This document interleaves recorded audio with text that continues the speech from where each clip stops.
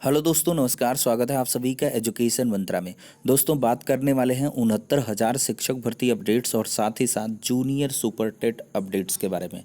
दोस्तों, एससीईआरटी लखनऊ में तीसरी चयन सूची के संबंध में आज बहुत सारे अभ्यर्थी पहुंचे हुए थे। क्या कुछ अपडेट निकल के आई, इसके बारे में चर्चा होगी। और क्या एडेड जूनियर शिक्षक भर्ती फिर से स्थगित हो सकती है, एक बड़ा सवाल। तो इस पर भी आपको जो भी जवाब है सटीक तरीके से देने की कोशिश करेंगे।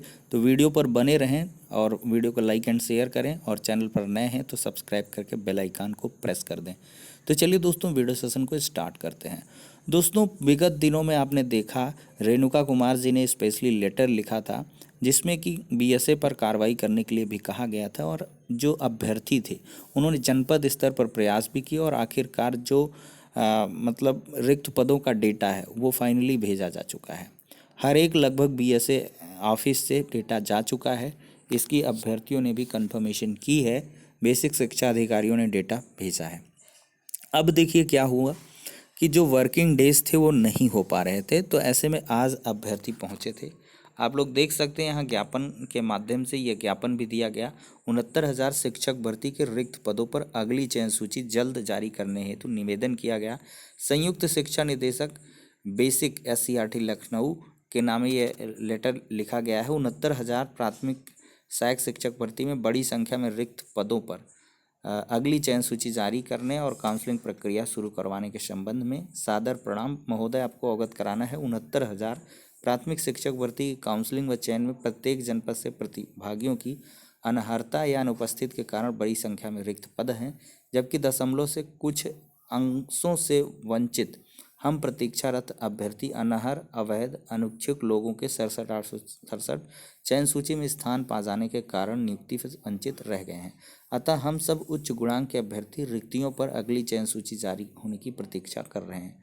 महोदय, पहली चयन सूची 67,867 में शामिल त्रुटियों विसंगतियों पर भी पुनर्विचार करके अंतिम निर्णय लिए जा चुके हैं, और पहले 2 बार मिले मौक़ों पर अनुपस्थित हुए अभ्यर्थियों को भी नियुक्ति लेने हेतु अंतिम मौका तीसरी बार दिया जा चुका है। माननीय सर्वोच्च न्यायालय ने सिविल अपील संख्या 3707/2020 SLPC संख्या फला 18/11/2020 को समस्त रिक्त पदों को 90-97 उत्तीर्णांक सभी मानकों को पूरा करने वाले हम प्रतीक्षारत अभ्यर्थियों से भरने का निर्देश भी दिया है।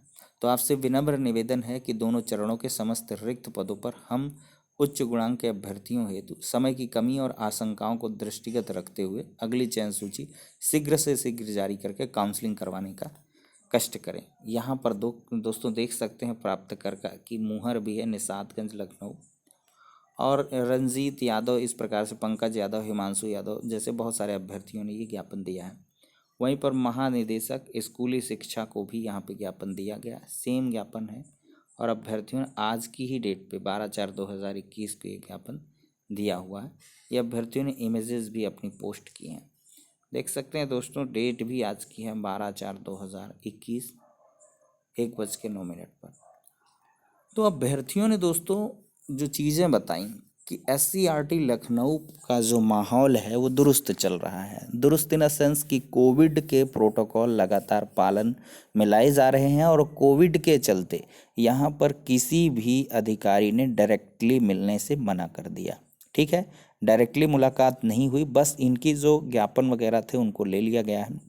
लेकिन अनऑफिशियल तरीके से कुछ आधिकारिक वार्ताएं अभ्यर्थियों ने की हैं और अपने स्तर से पता लगाने की कोशिश की है कि आखिरकार चयन सूची कब जारी होगी। तो इसके संबंध में आधिकारिक रिसोर्स की बात करें तो उनके द्वारा ये कहना है कि जल्द ही इसके संबंध में आपको आदेश देखने के लिए मिलेंगे। और एक कट ऑफ डेट की बात करें तो 15 अप्रैल से 20 अप्रैल तक की डेट उनके द्वारा दी गई है कि 15 से 20 अप्रैल के बीच में आपको इसके रिलेशन में सूचना मिल जाएगी। कार्य प्रगति पर है, ऐसा बताया गया है। ठीक है, मतलब काम तीसरी चयन सूची पर चल रहा है, ऐसा मुलाकात के क्रम में निकल के आया हुआ है। और यहाँ पर एक स्पेशल बात ये भी देखने के लिए मिले ही कि जो 97 प्लस वाली भ्रम की स्थिति लोग फैला रहे हैं, ऐसी कोई बात नहीं है। 90 97 पर ही जो है यहाँ पे चयन होगा। ऐसा कुछ नहीं है कि 97 प्लस वालों को लिया जाएगा, बाकी वालों को नहीं लिया जाएगा। ठीक है। तीसरी चयन सूची सारे मापदंडों के आधार पर, और इसके बाद जनरल, ओबीसी, एससी, एसटी, जिस प्रकार से जैसा जिसका मानक होगा उसके आधार पर होगी। और जहाँ तक सूचना मिल रही दोस्तों पदों की आप लोग बात कर रहे हैं, तो 6200 से 6300 पद पद ये आ रहे हैं। ठीक है। मतलब तीसरा जो डेटा भेजा गया है, ऐसा अभ्यर्थियों का कहना है। और जो 1133 आपकी सीटें हैं वो अलग से हैं। मतलब ये लमसम 7000 के करीब आपको सीटें देखने के लिए मिल सकती हैं, ऐसा अभ्यर्थियों का कहना है। अब रिक्त पदों का डाटा जब तक ऑफिशियली पब्लिश नहीं हो जाता तब तक कुछ कंफर्म नहीं कह सकते, लेकिन यहाँ पर एक बात तो श्योर बताई गई है कि रिक्त पदों का डेटा बढ़ा है, और मैक्सिमम जितने भी पद हैं उन सभी पर यहाँ पर आपको काउंसलिंग देखने के लिए मिलेगी फाइनली एट लास्ट। ठीक है। इस पर वर्किंग जारी है। ऐसी सूचना, पॉजिटिव रिस्पांस निकल के आया है। अब देखते हैं कि क्या कुछ निकट भविष्य में होने वाला है, क्योंकि जो 15 से 20 की डेट है वो काफ़ी नज़दीक ही कही जा सकती है। अब दोस्तों ये 69,000 शिक्षक भर्ती की अपडेट हो जाती है। अभ्यर्थी फिर भी लगातार जो ट्वीट वगैरह है वो करते रहें, जनप्रतिनिधियों के माध्यम से अपनी आवाज़ को उठाते रहें, आवाज़ को पहुंचाते रहें, और साथ ही साथ ये चर्चाओं के क्रम में भी मतलब मैटर को गर्माहट के तौर पर रखें कि 69,000 पर जल्द से जल्द चयन सूची जारी की जाए, क्योंकि कोरोना का कहर वो लगातार बढ़ता जा रहा है। केसेस की बात करें 1.6 लाख करीब आज के केसेस हैं, लगभग 1.5 लाख केस आ रहे हैं। तो ऐसे में क्या एडेड जूनियर शिक्षक भर्ती परीक्षा फिर स्थगित हो जाएगी? अभ्यर्थियों के मन में एक बड़ा सवाल है। तो दोस्तों बताना चाहेंगे एडेड जूनियर शिक्षक भर्ती के बारे में, पीएनपी सचिव की माने तो 2 से 8 के बीच एग्ज़ाम कराने की ज़्यादा पॉसिबिलिटी है। और जो नया प्रपोजल है आज से कल तक में 1 से 2 दिन में ये भेज दिया जाएगा शासन को। देखिए शासन इसमें फाइनली मुहर लगाएगा। शासन स्तर से अगर फाइनली इस पर मुहर लग जाती कि हाँ ठीक है एग्ज़ाम करवाए, बोर्ड एग्ज़ाम के पहले इसको करवाइए, तो यहाँ पे हो जाएगा। लेकिन एक बात आपको ध्यान में रखनी होगी कि वर्तमान परिदृश्य उस टाइम का क्या रहता है। जैसे पहले क्या था कि ये था कि एग्ज़ाम अपने तय समय पर 18 तारीख को हो जाएगा, लेकिन फिर चुनाव आचार संहिता लग गई, उससे थोड़ी थोड़ी ये उम्मीदें बढ़ने लगी थी कि जो एग्ज़ाम है वो पोस्टपोन हो जाएगा। अब जैसे दूसरी चीज़ क्या यहाँ पे बड़ी चीज़ निकल के आ रही है कि जो कोविड के केसेस हैं वो 1.5 लाख हर जगह बढ़ रहे हैं। तो ऐसे में ये एक भयावह स्थिति बन रही है। अगर इस स्थिति पर कंट्रोल नहीं होता तो यूपी में भी लॉकडाउन लग सकता है। तो अगर लॉकडाउन लगेगा या कुछ ऐसी परिस्थितियां आती हैं तो एग्ज़ाम एक्सटेंशन जैसी चीज़ें भी निकल के आ सकती हैं। सबसे बड़ा मंजर तो देखें, यूपी बोर्ड का एग्ज़ाम होना है। ठीक है। और यूपी बोर्ड के एग्ज़ाम के लिए यहाँ पे उप मुख्यमंत्री जी ने कहा हर हाल में यूपी बोर्ड के एग्ज़ाम होंगे। तो भाई अब यूपी बोर्ड के जब एग्ज़ाम हो जाएंगे तो ये एडेड जूनियर का तो छोटा सा एग्ज़ाम है, उससे अगर लिहाज से देखा जाए। तो इस वजह से आप लोग बिल्कुल से ये रहिए कि एग्ज़ाम होना ही है, उसी के हिसाब से आपको प्रिपरेशन करनी है। लेकिन अगर केसेस स्पाइक होते हैं और ज़्यादा केसेस आते हैं और वर्स्ट सिचुएशन बनती हैं तो मे बी मई के सारे एग्ज़ाम पोस्टपोन हो जाएं, या निकट भविष्य में क्या कुछ है इसको कोई नहीं बता सकता। तो जो अभ्यर्थी एग्ज़ाम की डेट को लेकर परेशान है वो बिल्कुल परेशान ना हो।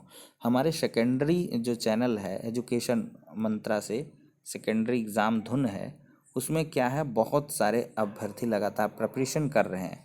वो लोग बेखबर हैं और ऐसा होना भी चाहिए, क्योंकि जो प्रिपरेशन करेंगे वो हमेशा के लिए काम आने वाली। तो प्रिपरेशन करिए, दबा के प्रिपरेशन करते रहिए, एग्ज़ाम जब होना होगा हो जाएगा। ठीक है। फ़िलहाल के लिए आपका जो एग्ज़ाम है लाइकली टू बी हेल्ड 2 से 8 मई के बीच है। ठीक है। 2 से 8 मई के बीच ऑफिशियल डेट अनाउंस इसमें भी नहीं है कि किस दिन होगा, एग्जैक्टली किस दिन होगा ये अभी नहीं क्लियर है, लेकिन 2 से 8 के बीच में इसमें हो जाना है। ठीक है दोस्तों, तो ये दोनों प्रकार की अपडेट्स हो जाती हैं 69,000 के बारे में जो लेटेस्ट तरीके से अपडेट चाहते थे, और साथ ही साथ जो एडिड जूनियर शिक्षक भर्ती के बारे में भी अपडेट चाहते थे। अब दोस्तों सारी की सारी यहाँ पे अपडेट्स क्लियर हो गई हैं, और स्टडी कंटेंट जो है दोस्तों मैं प्रोवाइड कर रहा हूँ एग्ज़ाम धुन में, ठीक है। एग्ज़ाम धुन, इसको आप सर्च कर लीजिएगा यूट्यूब पर, और इसके बाद चैनल आएगा न्यू सा, और उसमें बहुत सारे, उसमें क्या है, सिर्फ स्टडी कंटेंट है, उसमें इधर उधर की कोई न्यूज़ नहीं है। और मतलब सारी न्यूज़ इसमें आती हैं, और जो पढ़ाई का कंटेंट है उसमें है, दोनों सेपरेट कर दिया गया है जिससे डिस्टरबेंस क्रिएट ना हो। तो जो पढ़ने वाले स्टूडेंट्स हैं ज़्यादातर उसको जाके सब्सक्राइब कर लें और उसमें पढ़ाई करें। तो अब कुल मिला के नेक्स्ट वीडियो में मिलते हैं।